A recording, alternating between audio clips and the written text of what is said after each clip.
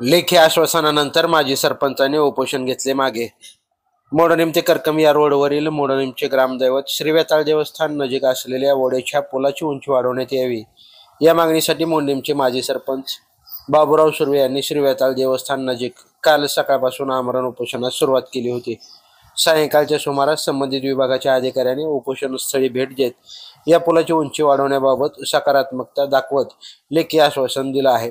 या लेखी आश्वासनामुळे सुरू केलेले आमरण उपोषण माजी सरपंच बाबूराव सुर्वे यांनी मागे घेतले आहे।